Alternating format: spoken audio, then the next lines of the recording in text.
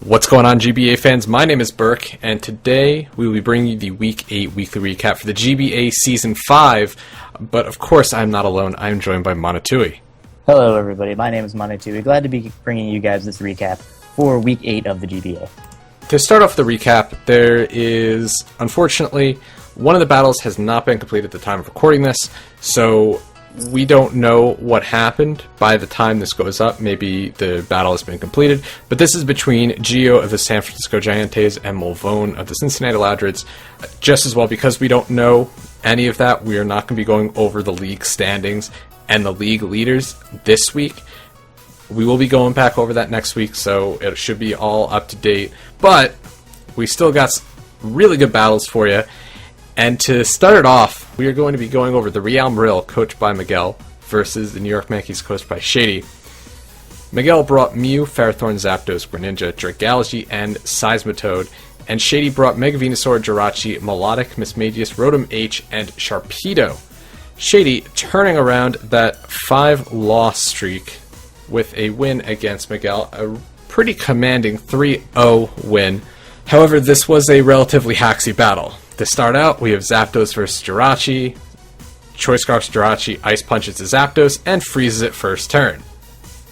Miguel switches out into Ferrothorn because he knows he can take the Ice Punch, and the Ferrothorn also gets frozen. So immediately, Miguel is 6-4 down. I say 6-4 down because freeze is the worst hacks. You can get it on you. You have 20% chance of breaking out, and it feels for a lot of times like it's 0%, because I know personally I've been frozen for 11 turns in a row, and you can't do anything in that time. And unfortunately, Miguel wasn't running Heal Bell Mew, so he has no way to get rid of the freezes. Shady can take advantage of this. Well, Shady brings in his Rotom H, and the Ferrothorn stays frozen.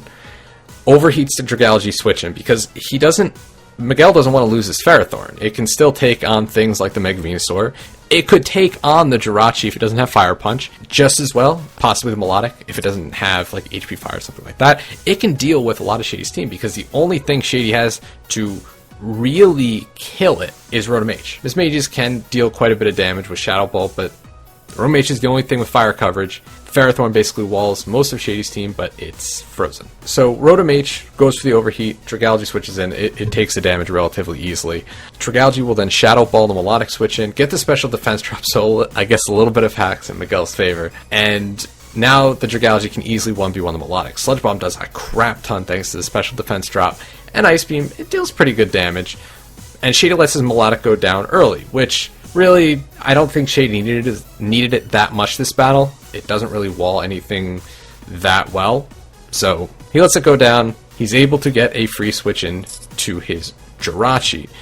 Jirachi sets up the rocks as Greninja switches in. And that was kind of risky on Miguel's part because Jirachi could have gone for really anything aside from his Zen Headbutt. And Greninja is frail. It doesn't want to take those hits. But Jirachi sets up the rocks, and it's going to have to switch out. Greninja goes for the Dark Pulse, but the Mega Venusaur comes in, takes very little damage. Greninja U-turns out into the Zapdos, and the Zapdos does not thaw out. Very surprising. It's like, freeze does that. This is why it's terrible. Stays frozen. Goes down, and Zapdos was going to put in a lot of work because it dealt really big damage to pretty much everything on Shady's team. Aside from the Rotom H, kinda. I think it had HP Water, so it could deal with the Rotom H, but still, it's HP Water. Mew comes in, forces out the Venusaur into the Rotom, and it takes the Zen Headbutt rather well. This gives Miguel a free switch into the Seismitoad to set up the rocks. It tanks the HP Grass to the Rindo Berry, and the Rotom withdraws into the Venusaur as Miguel switches into Dragalge. Dragalge deals pretty good damage with the Sludge Bomb, but Mega Venusaur can easily take the hits, but Mega Venusaur can't do anything to the Dragalge back because all it has is Giga Drain and Sludge Bomb, both of which Dragalge resists. Well, Miguel realizes that Shady does not have HP Fire on the Mega Venusaur, so he's going to switch into his Ferrothorn, hope to unfreeze and start setting up spikes, because that'll at least allow Miguel to kind of start bringing back the match. Ferrothorn stays frozen. Mismagius comes in. and subs up. Miguel sends out the Greninja to outspeed and break the sub, but Greninja does not outspeed because it was misgened, unfortunately, and Greninja goes down. Fairthorn comes back in and stays nice and frozen and dies. So about 3 more turns of freeze, Mew comes in and Sucker Punch breaks the sub, and Miguel just reads Shady these next few turns. Breaks the sub with the next Zen Headbutt, he predicts him to sub up, breaks the next sub, and then Sucker Punch and kills the Mismagius. However, now Sharpedo can kind of come in and run shot, kills the Mew, and then Seismitoad tanks a hit from the Sharpedo, but at this point Jirachi just comes in and cleans up the game. I think this match was very much influenced by the early game hacks. Again, I'm not one to say that the hacks decided who was going to win the battle, meaning, could Shady have still won had the freezes not happened? Of course he could. Do I think that would have been the more likely scenario had the freeze not happened?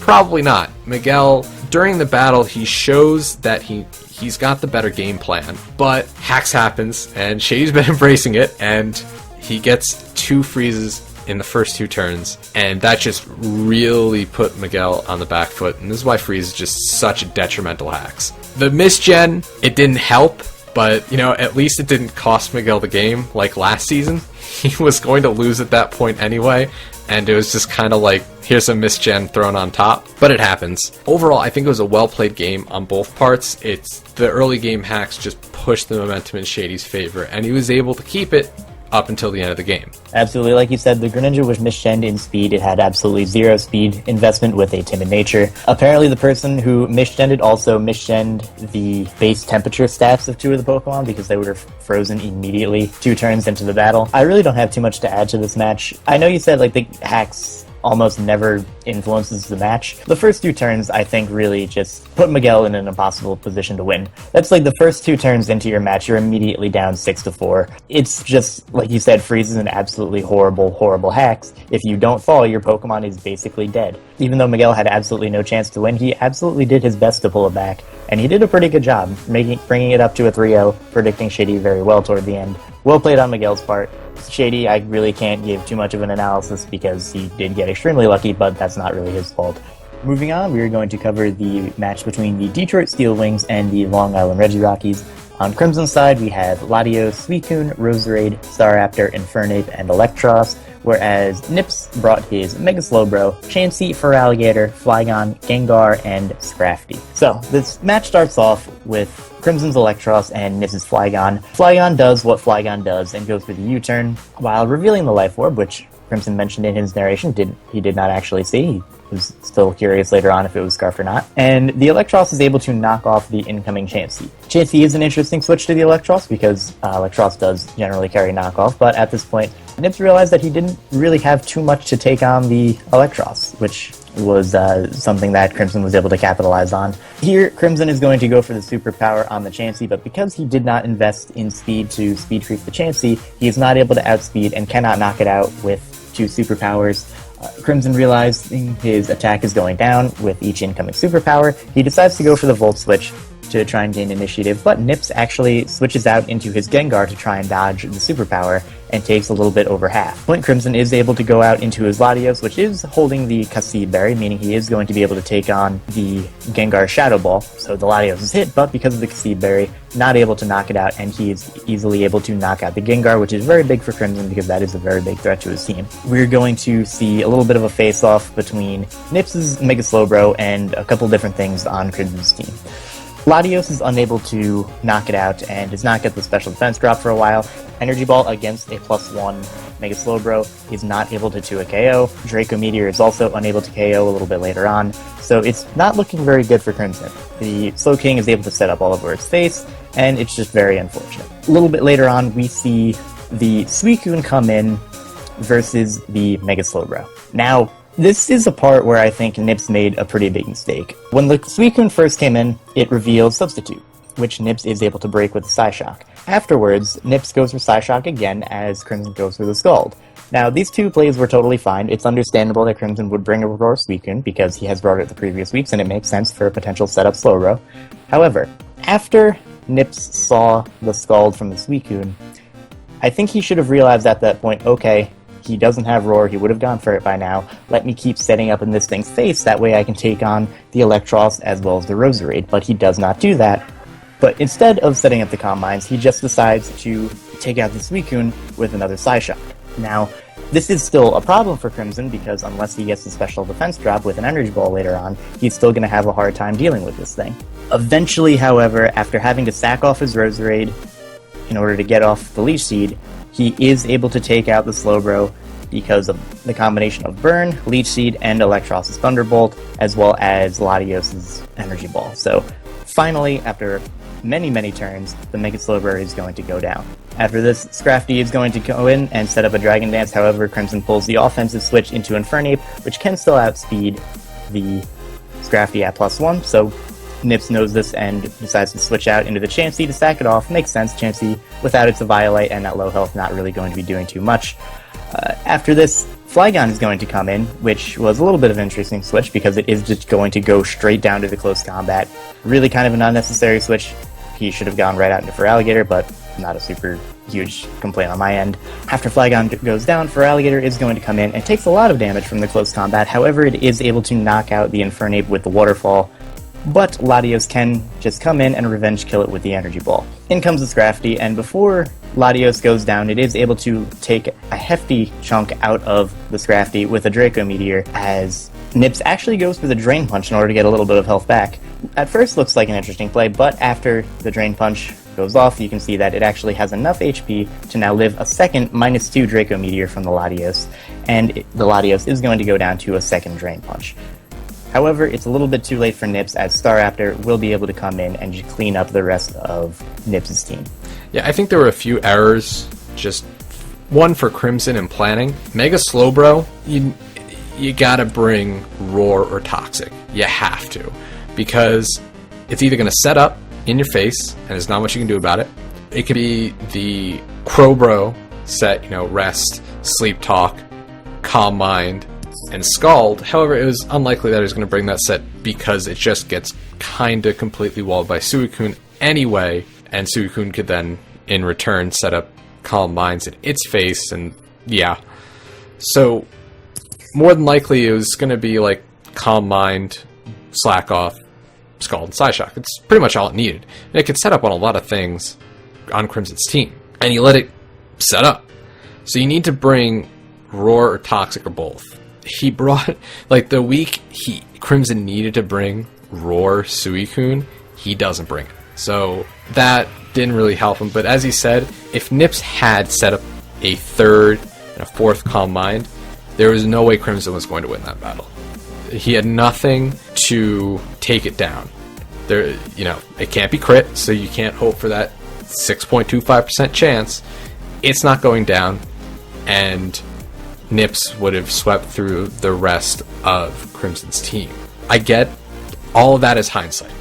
You can look back and say, I should have brought this. But I think this is definitely, I know Crimson said this is a learning experience, because he needs to make sure he plans for those really fat mons that you just can't take down in 1 or 2 hits. Could Electros have done more against Mega Slowbro? Yeah, it could have, but only if it just either didn't have any Calm Mind set up or just set up its first Calm Mind.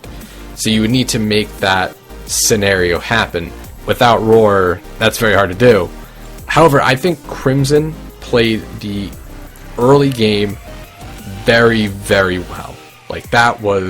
He was in complete control. Knocks off the Chansey, superpowers it, almost takes it down, Volt switches on the Gengar, counters the Gengar with the thing Gengar was supposed to kill, and then Slowbro comes in and just puts a complete halt to all of that. And then after Slowbro goes down, he just cleans up again. Gotta make sure, take care of those fat things. And Nips, so close. One more Calm Mind would have done it. But again, this is all hindsight. Yeah, I think just a quick tip towards Nips. He has been doing very well. He has, I think, surprised a lot of people with his pretty good performance so far this season. So again, just a little bit of a tip. When you see something you can set up on, set up on it. Do it. As long as there's nothing that stops your setup thing, do it. Yeah. And there's not much that once Mega Slowbro gets going, it's very hard to stop it. And also in Crimson, I don't 100% fault him for not necessarily prepping for Combine's Mega Slowbro, because Nips has brought offensive Mega Slowbro, I think, almost every week, but still got to make sure you have something for it in case he brings it, which he did in this case. Yeah. So, moving on to the next battle, we have the Atlanta Hawluchas, coached by Fizz, versus the Arizona Deoxys, coached by Gubs. Fizz brought Tyranitar, Garchomp, Togekiss, Weezing, Stoutland, and Starmie, and Gubs brought Mega Alakazam, Snorlax, Thundurus T, Cofagrigus, Tentacruel, and Gliscor.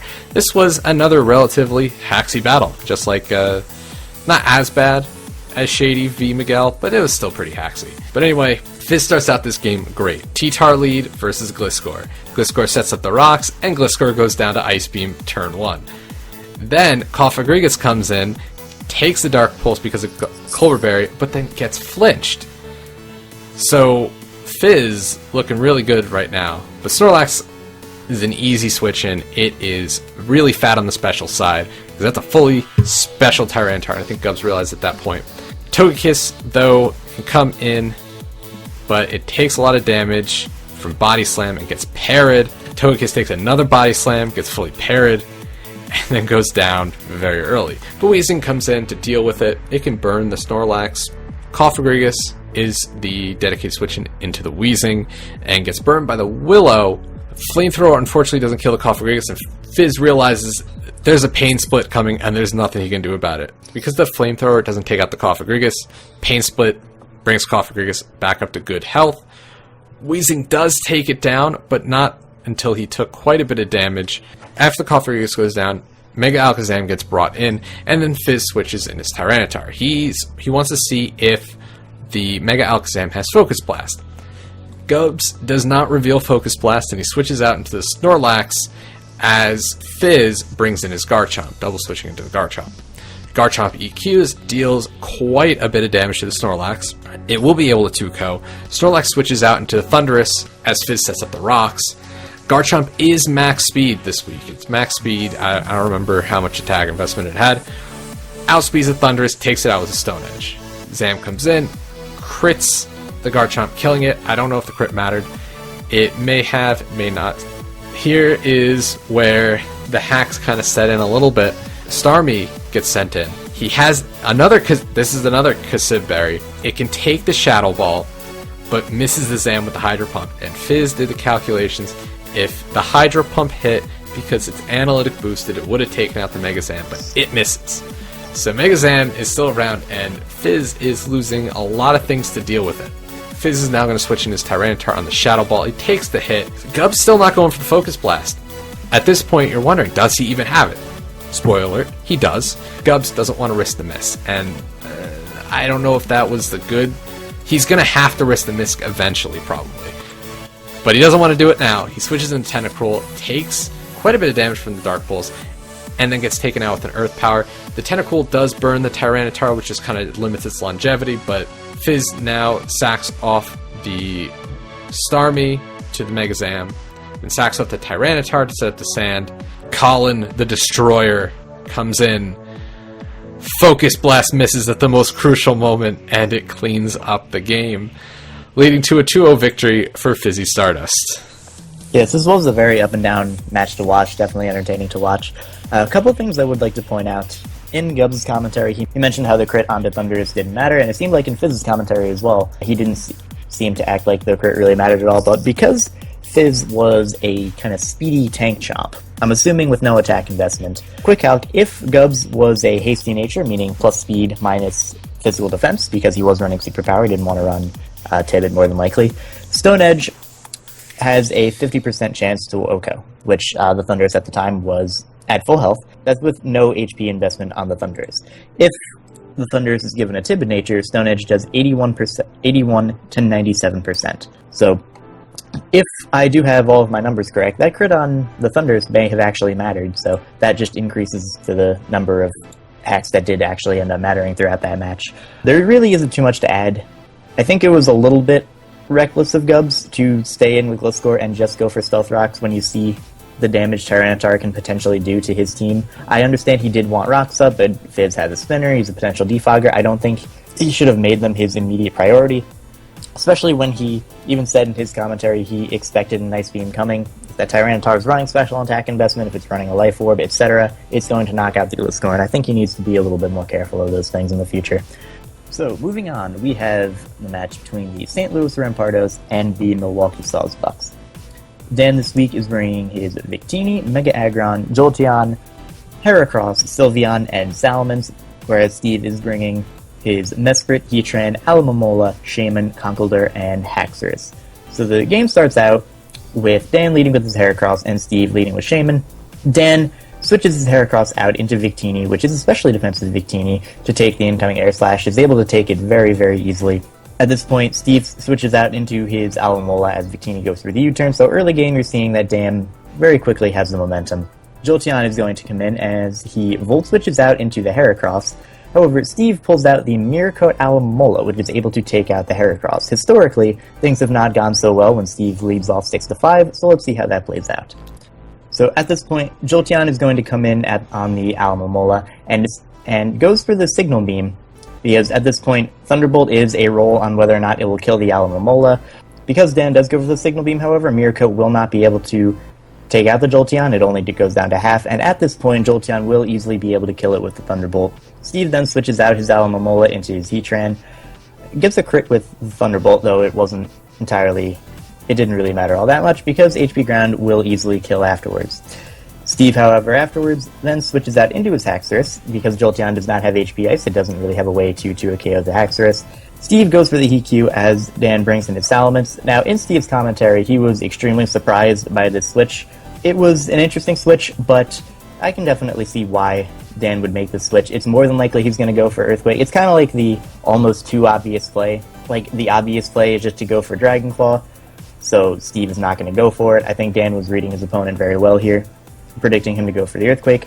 Goes out into the Salamence to dodge the Earthquake, and instead of switching out and saving his Haxorus, Steve then decides to just stay in versus Salamence and take a Dragon Claw to the face. Now, in his commentary, Steve was surprised that Dan would then go for the obvious play after making kind of a bold prediction, but to be honest, when you look at Steve's team, he doesn't really have much to take a Dragon Claw at this point. Alomomola can kind of take it, but it has been a little bit weakened. Shaman can also kind of take it, but it doesn't have recovery, it is Scarfed. Really same with Conkeldurr. Again, nothing really wanted to take a Dragon Claw, so Dan really had no reason to not go for a Dragon Claw. And Heatran did go down at that point, so he had nothing to resist it. Absolutely.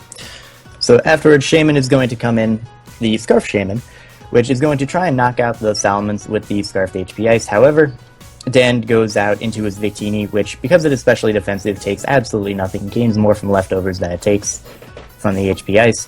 At this point, Alomomola is going to switch in to take the V-Create, which it does relatively well. Alomomola is very physically bulky. However, Victini is able to easily U-turn out into the Jolteon, which then goes for the Signal Beam on the Shaman switch in and deals a very hefty amount of damage. Shaman is then unable to knock out with Earth Power, as the Jolteon goes through the Signal Beam and just barely misses out on the knockout as well. So both Pokemon barely missing out on a KO there. Both coaches switch out, Dan going into his Salamence, Steve going out into his Alomomola. Salamence here goes for the Outrage, doing a very hefty amount of damage, and is then hit by an Icy Wind coming from the Alomomola. Because Alomomola, not very strong on the special side, or physical side for that matter, is not going to OHKO. However, it is getting slowed down by the Icy Wind, which is good for Steve. At this point, the second turn of Outrage is going to knock out the Alomola. However, Shaman can come in and outspeed guaranteed and knock it out with the HP Ice. At this point, Dan can bring in his Victini. Shaman switches out into the Mesprit, which unfortunately has to take a U-turn, as Dan then goes out into his Mega Aggron, which then Toxics the Mesprit, as it sets up Stealth Rocks. Late game rocks, not super important, but not a bad play from Steve's end. Mesprit is going to U-turn out into the Conkeldurr, which takes a Heavy Slam and takes a pretty good amount of damage from the Heavy Slam. Mega Aggron showing off its offensive presence. Steve now tries to predict the Sylveon switch in and goes for the Poison Jab as Aggron stays in. Not a horrible play. It was definitely possible that Dan was going to go out into the Sylveon to maybe play around differential, but he also didn't have too much of a reason to. Aggron is extremely bulky on the physical side and can take even an Adamant Conkeldurr's Drain Punch. And even though it will be getting health back, will not really appreciate taking a Heavy Slam in return. Mesprit is going to then come in and Healing Wish the Shaman. However, Aggron is bulky enough to wall the Shaman and eventually knock it out. And that is all I have to say for that match. Berk, do you have anything to add? I think Steve played a very good early game. Knocking out Heracross within like the first 3 turns, beautiful. I would say Steve's most controversial set of plays was going for the EQ and then staying in. I know Steve, I know he's like explained this very much. I'm just gonna give my opinion on what I think the better set of plays. I think he should have gone for the Dragon Claw instead of the EQ because you've got a Jolteon in, right? The obvious play that the Haxorus would go for is like, if you're going to attack what's in front of you, you can go for an EQ. You're not going to switch in not Mega Evolved Aggron yet. Like, that's not coming in. No way. Because if Dan gets the wrong prediction and loses Aggron that early in the game, you could see at the end, Aggron just walled everything. So he's not going to switch that in. And Sylveon, I could see where he'd be hesitant about the Sylveon coming in. So it was kind of like a 50-50, and he could either attack what was in front of him, go for the EQ, or he could go for the Dragon Claw, which it was like something's immune to something's immune to the Earthquake, which he could switch in. Something's immune to the Dragon Claw, which he could also switch in, and it was a big 50-50. I don't know. It's just me. I would see going for the Dragon Claw, but I can also see going for the Earthquake. With Dan, it's very hard to tell what he's going to do. All his opponents say he's extremely hard to predict. I understand why Steve went for the Earthquake. And then at the end, going for the Poison Jab, he has to make some kind of play to try to get back into this, but it just doesn't work out for him. I don't think it mattered anyway. Conkeldurr wouldn't have been able to take down the Aggron, and even if the Aggron got low enough, Dan could have saved differential by going to his Victini to take the Seed Flare, because Seed Flare was not going to be doing a lot to Victini, and then V-Create just kind of destroys Shaman's life. So it was a well-played game on both sides. I think Steve has been playing very well, and he came up with some really interesting sets that I really like. Dan does what Dan does. It's about as much as I can explain. He just does what he does, and he does it well. And he's able to pull out a really big 4-0 victory.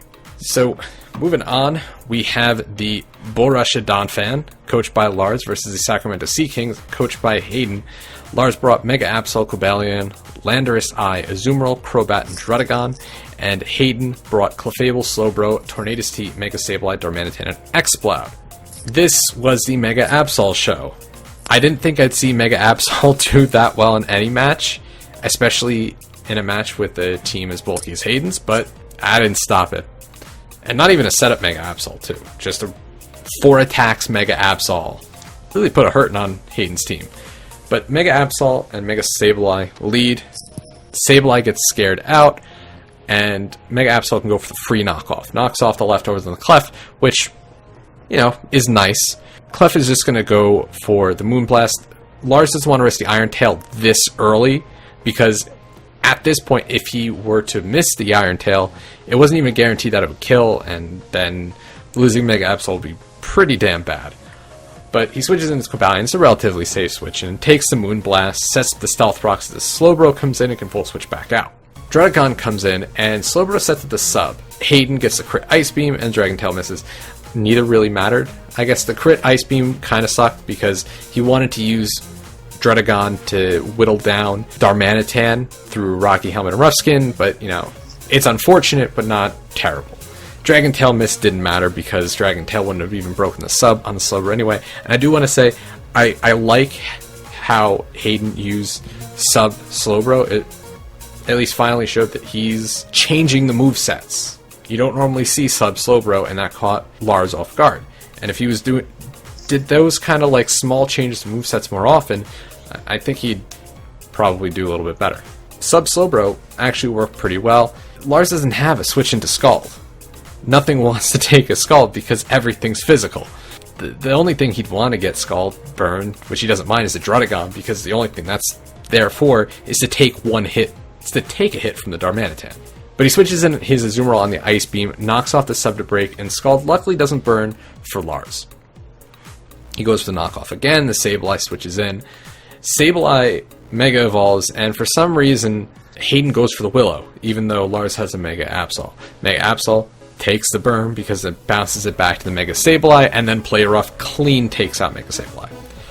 Darm gets sent in, goes for the U-turn, as this is the opportunity Lars was looking for, brings in the Druddigon, takes the hit, actually lives the U-turn, and Darmanitan takes Rocky Helmet and Rough Skin damage, which is enough needed for Mega Absol to kill with an Adamant Sucker Punch.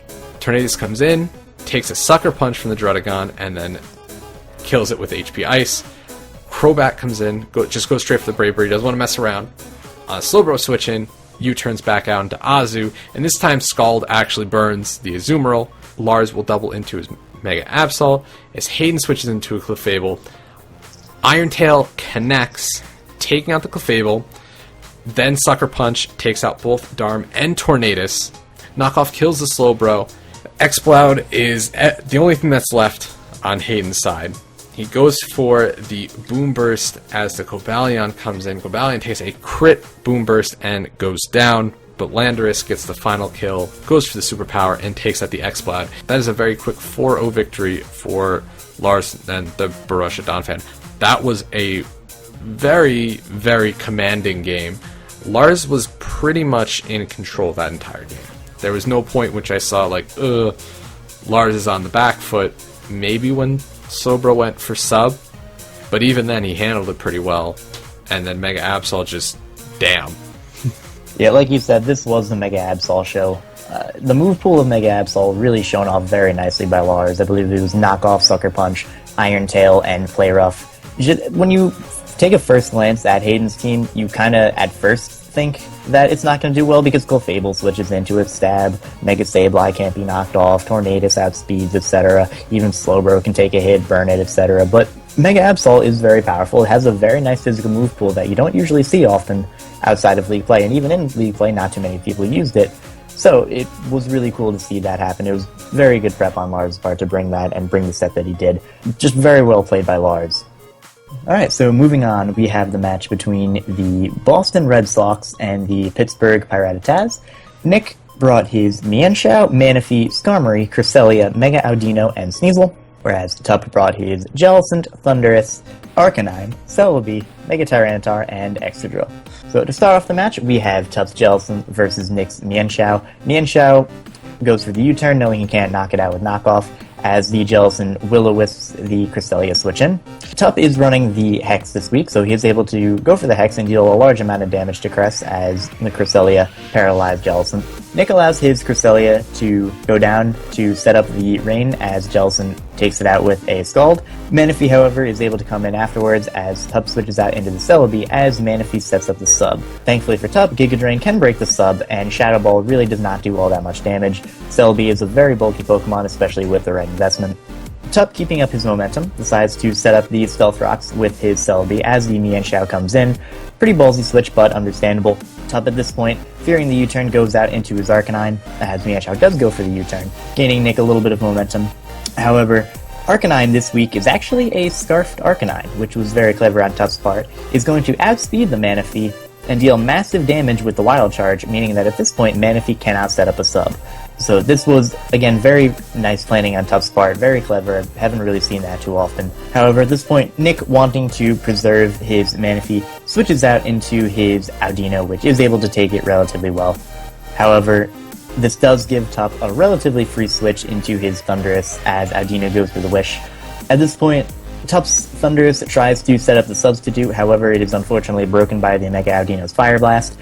Because Tup is carrying the Sludge Wave on this Thundurus, he is able to deal a massive amount of damage to the Mega Audino, and is able to take it on 1v1. At this point, Nick does let his Audino go down to the Thunderbolt, as Nick's play now is to go into Sneasel, does not reveal the pursuit, instead goes for the knockoff, knockoffs the incoming Arcanine's Choice Scarf. However, he still is running E-Speed this week, for possibly this reason, as well as other reasons, so he is able to go for the E-Speed and deal a lot of damage to the Sneasel. However, now, at this point, Tup does go for the E-Speed to deal a massive amount of damage to the Sneasel, and although the Arcanine is going to go down to another knockoff, the Sneasel is going to go down to Life Orb Recoil, so again, looking very nice for Tup. At this point, Jellicent is sent in on Tup's side, and Mienshao is sent in on Nick's side. Nick, once again, U-turns out as the Will-O-Wisp coming in on the Manaphy misses, which seems like it could be unfortunate because he's only going to get half damage from the Hex. However, Hex does do just enough damage to knock out the Manaphy. At this point, Mienshao is going to come in, and Nick knows that now Jellicent is in range of knockoff. He does go for the knockoff to knock out the Jellicent, and then kills off the Thundurus. not entirely sure why, but he does. Skarmory is able to take a Fire Blast from the Mega Audino and is able to Whirlwind the Mega Audino out. Excadrill comes in and is almost able to flinch the Skarmory to death. Still unable to at the very last second, and Skarmory is able to get the Roost off, bringing itself to a good amount of HP. Skarm is able to get back up to full health. However, Tup does threaten it a little bit with the Swords Dance on the Excadrill. However, Nick again goes for the Whirlwind, which brings it back out into the Tyranitar. Nick now makes pretty much the only switch he can, goes out into the Mienshao to take the Fire Blast, but gets unfortunately burned, which is basically going to seal the game for Nick if it had not been sealed already, because at this point, the Tyranitar is just going to clean up the rest of Nick's Pokemon. Yeah, Tup gets a pretty narrow 3-0 victory. That burn on the Mienshao was crucial in those last few turns, and one thing I just want to pick on is letting Thundurus go down. Tup knew, because he even said in his commentary, he knew that Skarmory was going to be a problem. It always is a problem. Skarmory is fat, and it's hard to take down, especially when you don't have an electric type. But he did have electric type, he had Thundurus. And he said he wanted to see if the Mienshao was Scarfed, because if it was Scarfed it outspeed the Thundurus, obviously. It did, killed with the knockoff. But I didn't really see why he'd sack off his Thundurus to see if it's Scarfed. He has a Celebi and a Mega Tyranitar. You can kind of make the prediction, switch into Mega Tyranitar on the knockoff, if you think he's going to go for it again, and then double into Celebi, see if he switches out. Because if he switches out on the Mega Tyranitar, you know it's Scarfed. If it doesn't switch out, and it goes for a high jump kick, then you know it's not Scarfed. And what that did was, because the Thundurus went down, he now has to rely on a Fire Blast burn to make sure he's secured the victory, because Skarmory, even with the Fire Blast, Skarmory's just kind of laugh in the face of Mega Tyranitar. Excadrill can't do crap to Skarmory, and the only other thing that could deal with both the Mienshao and the Skarmory was Arcanine, and that also went down. So I know I'm kind of harping on that play, letting the Thundurus go down, but it was when I saw that when I was watching the match, I'm like, that's the worst thing he could have done, because that was his only thing left that dealt with the Skarmory very well. Because even Mega Tyranitar with Fire Blast, you're still risking the Fire Blast. Thundurus, Thunderbolt takes Skarmory down to sturdy 100% of the time. And if it's not sturdy, then obviously just straight takes it down. And he couldn't switch in his Mienshao on a Thunderbolt, because that was going to deal half the amount of damage. But overall, I think both played very well. Tup was playing very well in the beginning. Like, that was just... I think Tup maintained a lot of control in the beginning. And then Nick, using Skarmory and Mienshao, just kind of was... he was really hanging in there. And then that burn just... gone. Done. You know, the game's over. Because now, Tyranitar can clean up the game. Very good game. Very close. Even though it was a 3-0, I think it was closer than the score shows. And Tup coming back to 4-4. And overall, very well played. Moving on to the last battle we're going to talk about, and in my opinion, and Mono, I'm sure you agree, the best battle of this week. Absolutely. We have the San Francisco Arcaniners, coached by George, versus the New Orleans Pelipers, coached by John, aka Pokemon. George brought Mega Lopunny, Scizor, Nidoqueen, Crawdaunt, Rotom, and Umbreon, and John brought Mega Scizor, Florges, Donphan, Hydreigon, Reuniclus, and Raikou.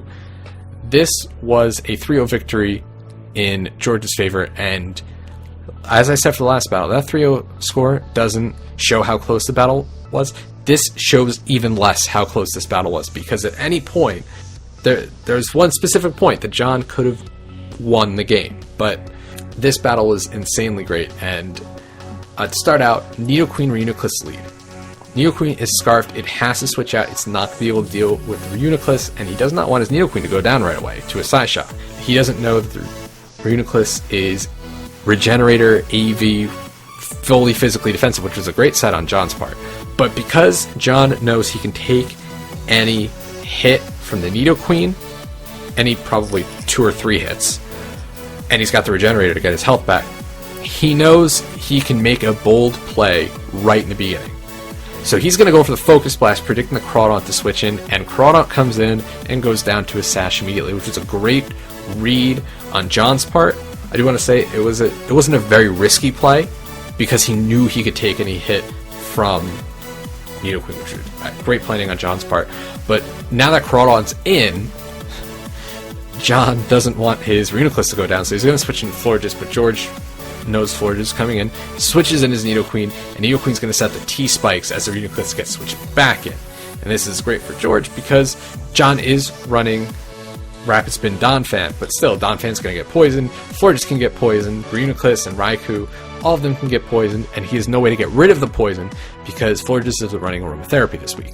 This time, John isn't going to make the read, he's just going to go for the Psyshock, but Umbreon comes in, and now George is going to double into the Rotom.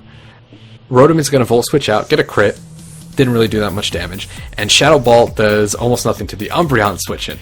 Umbreon wishes as a Donphan comes in, Baton passes out to the Rotom. Now John predicts that, goes for the knockoff, and he's hoping that knockoff kills, but it does not deal enough damage to kill it, and Wish brings it back up close to full. Rotom is going to go for the Hex, which deals quite a bit of damage to Donphan, and Donphan is going to set the rocks, and George has no way of getting rid of the rocks, so those are up to stay. Hydreigon switches into the Hex, does not deal much damage, and George is going to sack off the Crawdaunt because rocks are up, he has no way to get rid of them, and Crawdaunt's at 1 HP. He brings in the Scizor, forcing the Hydreigon out, he's trying to bluff the Scarf. And John didn't know, is it a Scarf? What is it? Is it Choice Banded with Bullet Punch? He doesn't know, so he's going to get his Hydreigon out of there, sacks off the Donphan, gets some Rocky Helmet damage off, and the Scizor U-turns back out of there. In comes the Nidoqueen, and John has his safe switch into the Reuniclus, forcing back out to the Umbreon. Umbreon wishes up, and Focus Blast does a very measly amount of damage, showing that this is not a fully specially offensive Life Orb set, this is defensive at best. John switches in his Florges to deal with the Umbreon. Umbreon gets switched down to the Nidoqueen, but again, Reuniclus can come back in. Sludge Wave deals very meager damage. Umbreon and Hydreigon now both get switched in. John tries to do the same trick that George has done to Will in the D-League, and he's going to try to Draco, then Superpower. Unfortunately, George knows this. He can't use the same trick against George that George done against other people. He knows this is coming. And he takes a Draco, he sets up a Wish, takes the Superpower, lives on like 7 HP, and gets his HP back up. And Foul Play deals a decent amount of damage. But Umbreon's going to Wish back up, Mega Scizor comes in, and now John can kind of see what's going to be Scarf now. Mega Scizor goes for knockoff as the Nidoqueen comes in, and the Scarf gets knocked off. So he sees that the Nidoqueen Scarfed, he's thinking that the Scizor is probably not also Scarfed. But the Nidoqueen gets switched out into the Rotom as, again, safest switch in to the Nidoqueen is Reuniclus. The Reuniclus is now poisoned. Hex deals a lot of damage to the Reuniclus. Rotom lives a Shadow Ball. George knows that he's going to switch out the Reuniclus into something, and he's going to go for the Pain Split, and Pain Split brings Rotom back up almost to like 65% HP. So John just cannot seem to get this thing out of there, but George does sack off his Rotom to the Shadow Ball.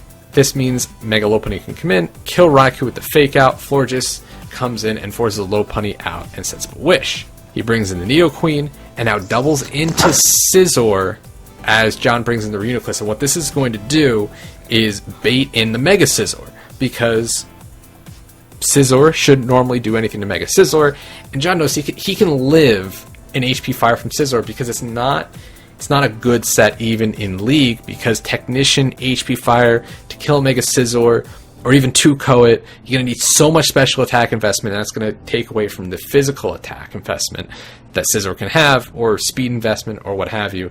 So it's not great. It's not an ideal situation. If that's the best thing he got, it's not good. What John doesn't know that is the Scizor has Wapmo Berry and Natural Gift, which turns the Natural Gift into a Fire-type move. Mega Scizor sets up the SD. John thinks if he sets up the SD, he can win the game now. He can kill the Scizor and just bullet punch everything to win. But Scizor reveals the natural gift, clean takes out the Scizor, and now this is George's game to win. Had John gone for the knockoff instead of the SD, it was looking very likely that John could have won this battle, because Scizor would not be able to take out Mega Scizor because no more Wapple Berry, and George doesn't have anything that can reliably take a hit and kill the Mega Scizor. Nidoqueen would probably go down to a bullet punch at the range it was at. Mega Lopunny does have Fire Punch, but he can play around that with Florges, and Umbreon is not taking a U-turn. So setting up the SD and letting the Mega Scizor go down cost John the game. Not that he could have known that Scizor was going to be Wapple Berry, natural gift.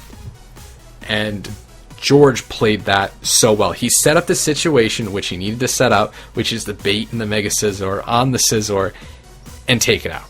So, absolutely fantastic play by George. The only thing you can do now is send in the Renoquist. It takes a crit U-turn, dies to the poison. Umbreon does take a Focus Blast in the process, and now Hydreigon comes in, and Superpower finally takes down the Umbreon. Mega Lopunny comes in. He knows he outspeeds, but Mega Lopunny didn't have happiness, so Return doesn't take out the Hydreigon, just barely misses out. But Hydreigon misses the Draco Meteor, and then the next Return takes it out. Scizor comes in on the Moonblast from Florges and kills it with a Bullet Punch. That was an amazing game. Until the Scizor play, you're on the edge of your seat the entire time. You don't know who's going to win this, because either could have taken that game at that instant. You know, it was, if George makes the right play, he wins. If John makes the right play, he wins. George only had one play to go for, which was to go click on that natural gift. The hands were off, clicks the button, hands are off, and it's all on John.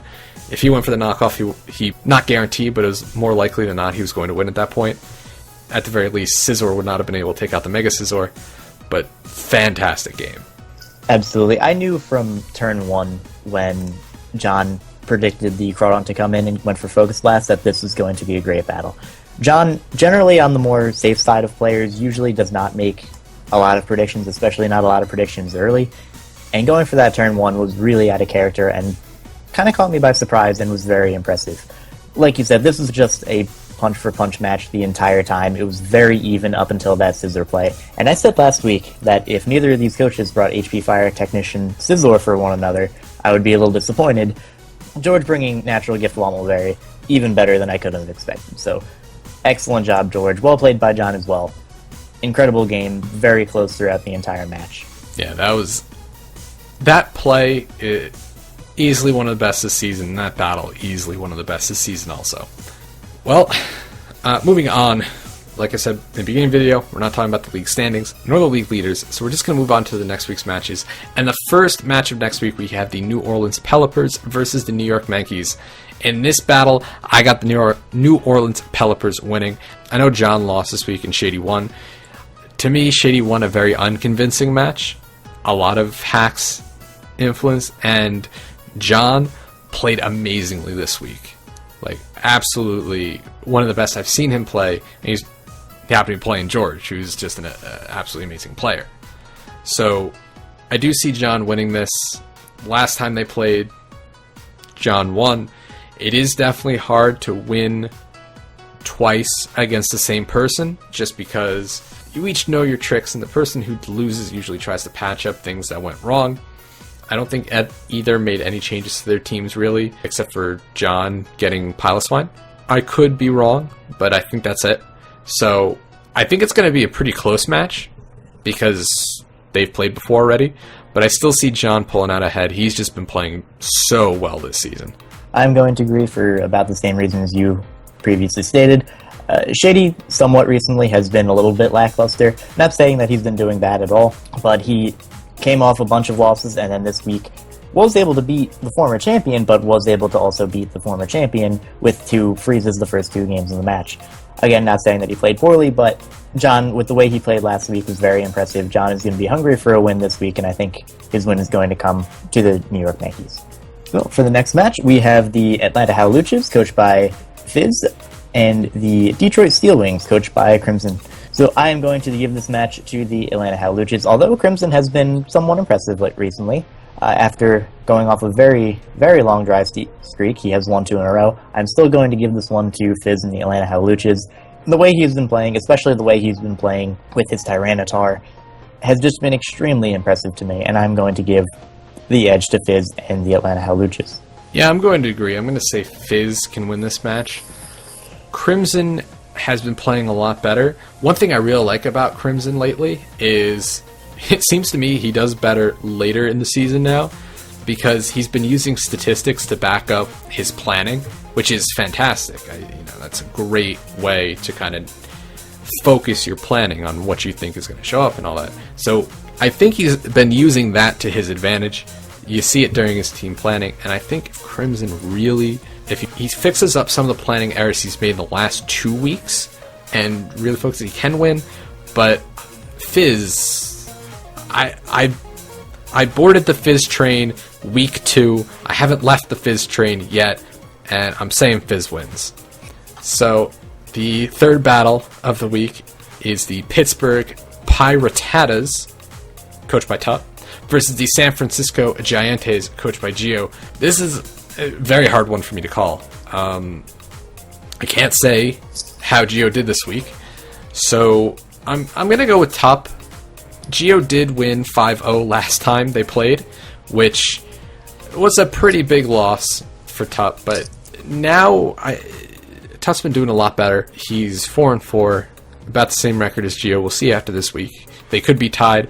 Tup could be ahead, or Tup could be ahead.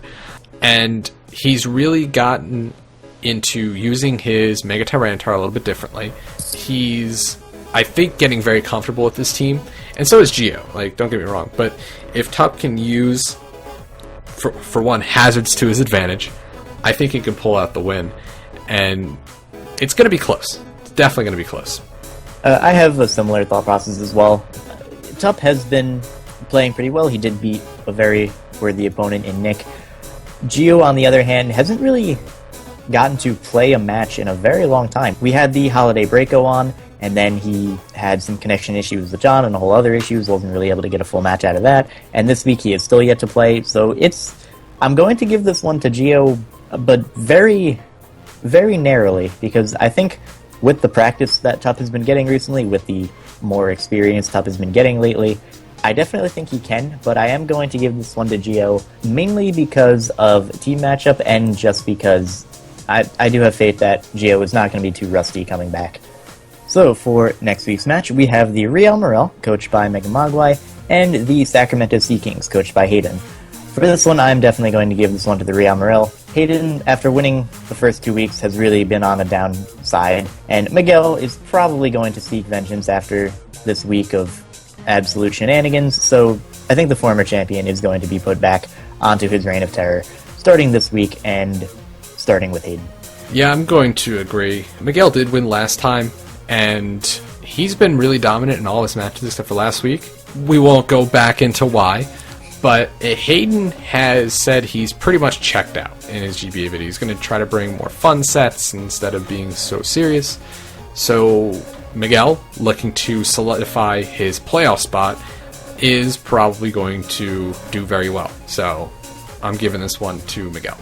And next up, we have the Boston Red Sox, coached by Nick, versus the Long Island Reggie Rockies, coached by Nips. A lot of these are rematches, so it's hard to call rematches for me. But for this one, I'm still going to say the Boston Red Sox win against the Long Island Reggie Rockies. I think last time Nick and Nips played, Nick got a 5-0 sweep with Manaphy. I don't think the same thing's going to happen this time. I don't think he's going to be able to use his sub Manaphy with Tail Glow to just kind of run through Nips' team. But I still think Nick has the better team matchup. And right now, even though they're both coming off loss, still think Nick is a little bit of the better player. So I am going to give this one to the Boston Red Sox for this week. I am also going to give this one to the Boston Red Sox. Similar to what you said, I do think Nick is going to beat Nips. However, I think he is going to work a lot harder for it. And there's still definitely the possibility that Nips does come out on top. He definitely is capable. I think he's not going to fall for the same tricks. If Nick can't come up with a new trick to beat Nips, then I think Nips could pull away with the victory with this one. But I still am going to give this one to the Boston Red Sox. The next match we have is between the Cincinnati Loudreds and the San Francisco Arcaniners. The last time these two played, George won, I believe, a narrow 2-0 victory, and this time I am going to give it to the previous victor in the San Francisco Arcaniners, especially with the way he's just been prepping. He's grown to be, in my opinion, one of the best battlers in this league. The sets that he comes up with are absolute genius. He knows when to bluff. He knows when to go for certain moves. He really has just been extremely, extremely oppressive against almost every single opponent that he's faced this season, and I don't think things are going to change for this week. I'm going to give this one to George. Yep, gonna agree. George is 7-1, and Mulvone is not. George has just been playing very, very well. I mean, if he wins this, I think he might be guaranteed a spot in the playoffs if he wins this. I'm not entirely sure. But knowing that he's this close to getting to the playoffs, I think he's going to be prepping his hardest and playing his best to make sure he gets into the playoffs. So, go George. And the next, and I just realized, and as I was going through this, these are all rematches of one of the weeks in the past. So these are all rematches. I just realized. Good job, us. Shut up. We had the St. Louis Rampardos, coached by Dan, versus the Borussia Donphan, coached by Lars. This one is very hard for me to call. Dan did win last time, a lot due to a very big misplay on Lars's part, basically sacking off his Azumarill. I am still going to give this one to Dan, very tentatively. I think Dan can win this one. He's been doing what he does best, and that's being unpredictable and coming up with fantastic sets. I think he is one of the best planners in this league, and I'm pretty sure he can come out with a win. That is definitely not to discount Lars. Lars is also doing amazing. He just showed off Mega Absol and just kind of styled all over Hayden this week, or last week. Can Lars do this? Of course. This is the hardest match for me to call. I don't know who's really going to win, but I'm going to give it to Dan with the knowledge that Lars can also pull out ahead. I'm going to kind of go in with a similar mindset. I'm going to give this one to the Borussia Donphan with the mindset that Dan absolutely could win this one. If you remember from the last time these two faced off, it was a very, very close match. Even though it did end in a 3-0, it was a very close match. Lars was one rock polish away from sweeping the rest of Dan's team. Last week he did have, I don't want to say an easy win, but a relatively straightforward win over Hayden. It's absolutely not going to be the same this week. He's going to have to be pretty creative in order to take down Dan, but I do think he can do it, and I am going to give this one to Lars. For the last match we're going to predict, we have the Arizona Deoxys going up against the Milwaukee Sawsbucks. The Deoxys, of course, coached by Gubbs. The Milwaukee Sawsbucks, of course, coached by Magnitude. This is also a pretty tough one to call. Neither coach has been doing very well as of recently. Hashtag Believe in Steve is still around. I'm not sure if I'm going to follow on that train, but I think based on... This is going to be a new way I've decided a victor, actually. Based on attitude alone, I'm going to give this one to Steve. Gubbs, in his last match, was talking about how he's also pretty checked out. He's got to reconsider his position in the GBA.